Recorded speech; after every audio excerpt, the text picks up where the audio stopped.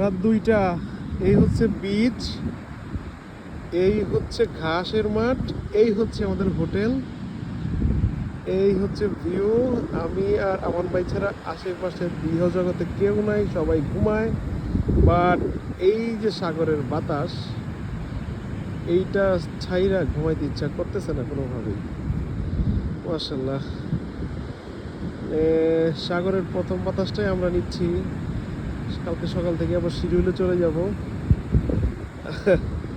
Last moments enjoying, right, kind of. প্রায় 3 ঘন্টা বাতাসে বসে আমি আর তোমরা দুইজন, শরীর পুরো ঠান্ডা হয়ে গেছে, তারপরেও ভালো লাগতেছে। মাশাল্লাহ, কি ওয়েদার ভাই, মানে সুবহানাল্লাহ, দুনিয়াতে জান্নাত আর কি।